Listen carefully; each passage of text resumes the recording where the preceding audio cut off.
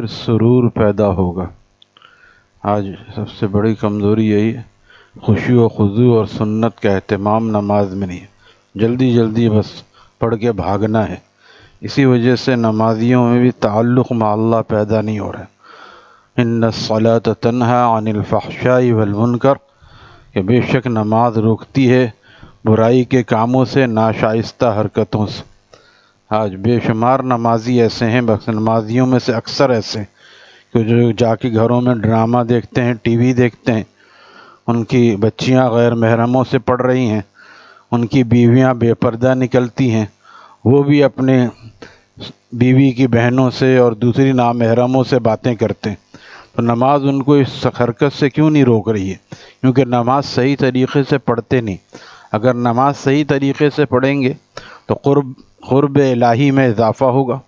پھر آدمی اور پوچھے گا کیا جائز ہے کیا ناجائز، پوچھتے بھی نہیں، حالانکہ پتہ بھی ہے پھر بھی پوچھتے نہیں ہیں۔ پوچھ لیں کہ بھئی بیوی کی بہن سے بات کرنا کیسا ہے، اپنی بھابھی سے بیکار بات کرنا کیسا ہے۔ اگر گھر میں جوائنٹ فیملی سسٹم بھی ہے تو بھی بھابھی سے اگر کبھی کھانا مانگ لیا تو مانگ لیا، لیکن اس سے بیکار بات کرنا آمنے سامنے بیٹھ کر، اس میں جتنے فتنے پیدا ہوتے ہیں وہ بیان کرنے سے باہر ہیں۔ تو یہ سب کیوں ہے؟ نمازی ہونے کے باوجود یہ کیوں ہے؟ نماز ہماری خشوع و خضوع والی ہو جائے تو جو خشوع و خضوع سے نماز پڑھتا ہے وہ آگے بھی اللہ تعالیٰ کے قرب میں آگے بڑھتا ہے۔ وہ اسی کو فرما رہے ہیں کہ قلب میں نور پیدا ہوگا، پھر سرور پیدا ہوگا، پھر وہ ذکر بھی کرے گا، تلاوت بھی کرے گا۔ اکثر نمازیوں کی حالت یہ، نماز پڑھ کے سیدھے گھر جاتے ہیں، نہ ذکر ہے نہ تلاوت ہے۔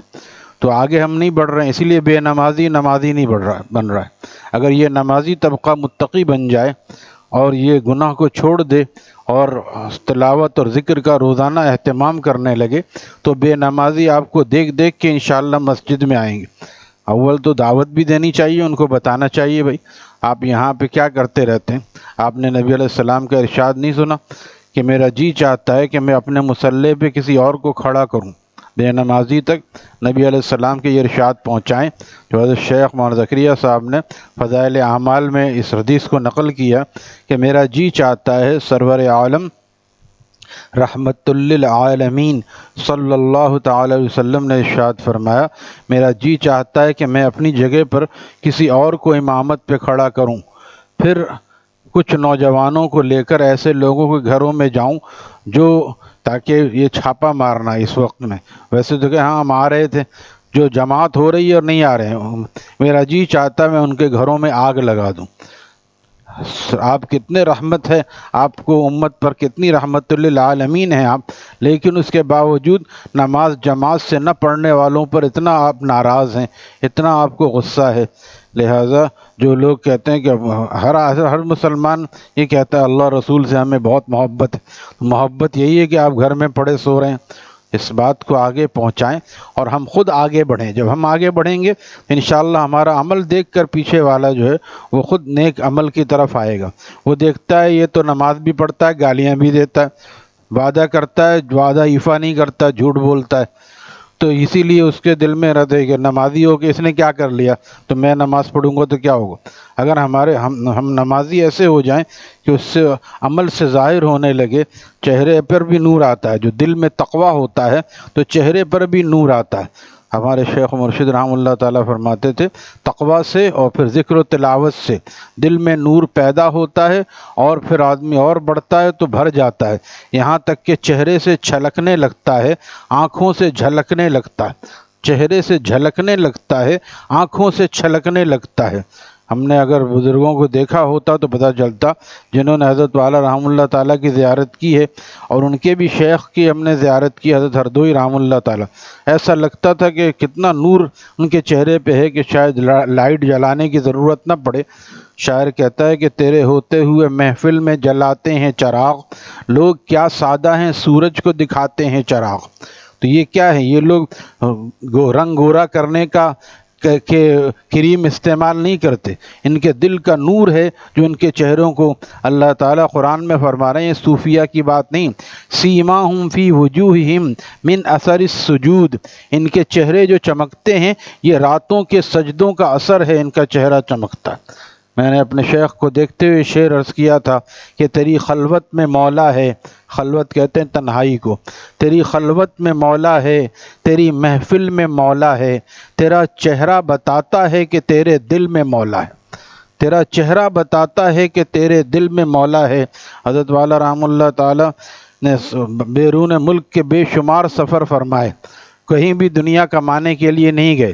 آج کا ہر مسلمان جہاں بھی جاتا ہے، کوئی جرمنی، کینیڈا، شارجہ، کس لیے کوئی ہے جا رہا ہوں تبلیغ کے لیے، بھئی یہاں تو کوئی سنتا نہیں، وہاں جا کے چلو تبلیغ کریں، یہاں نہیں کرتے تو وہاں کیا خاک کریں گے۔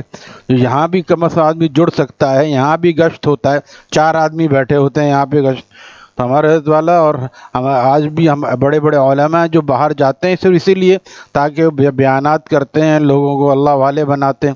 حضرت والا رحمہ اللہ تعالیٰ کے 12 سفر ہوئے، ساؤتھ افریقہ وغیرہ کے 12 سفر ہوئے، اور حضرت والا سے وہاں پر لوگ یہی حضرت والا یہی سکھاتے تھے۔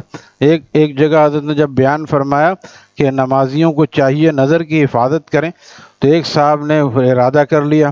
پھر دوسرے سفر میں، ہر سفر 2 سال بعد ہوا ہے، تقریباً 24 سال میں حضرت نے 12 سفر فرمائے ساؤتھ افریقہ کے۔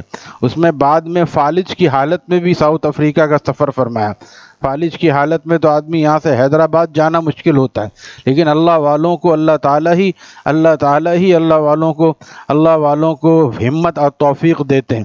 کوئی حضرت کو وہ نہیں تھا، پریشان نہیں رہتے تھے کہ دیکھتے نہیں ہوں، کوئی آ کے طبیعت پوچھتا، دیکھتے نہیں ہوں فالج کا مریض، کیا دیکھتے نہیں ہوں مر رہا ہوں کیسی حالت میں، پھر بھی حضرت فرماتے تھے الحمدللہ بہت اچھا ہوں، اللہ کا شکر ہے، بس ایک ہاتھ اور پیر میں تھوڑی تکلیف ہے اور اس میں عذر ہے، دعا کرو یہ بھی صحیح ہو جائے۔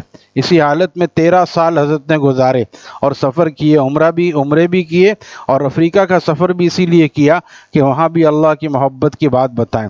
تو حضرت میر صاحب بتاتے تھے جو حضرت کے ساتھ ہر سفر میں جاتے تھے، ایک سفر بھی ناغا نہیں ہوا ان کا۔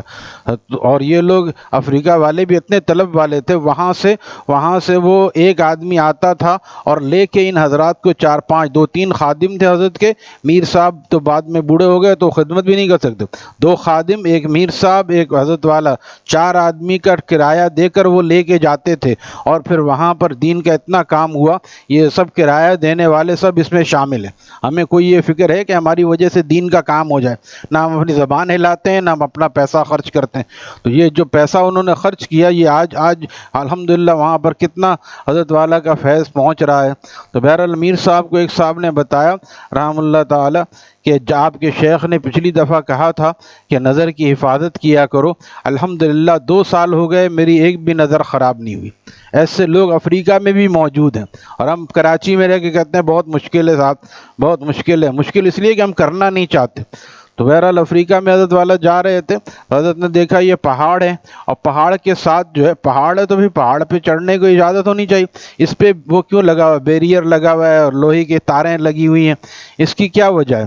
تو ان صاحب نے بتایا جو افریقی تھے وہاں کے رہنے والے کہ اصل میں ان پہاڑوں میں جو ہے پہلے سونا تھا، تو ان کا رنگ بھی حضرت فرما رہے تھے سنہرا ہو رہا تھا، پہلے سونا تھا اس کو حکومت نے نکال لیا، اور اب جو ہے ابھی بھی یعنی کیونکہ یہ جانتے ہیں لوگ کہ سونار لوگ جو ہوتے ہیں ایسے کیمیا گر، وہ اس مٹی سے بھی سونا نکالتے ہیں جس کے اندر کبھی سونا تھا، اس لیے اس کو باڑ سے بند کر دیا گیا۔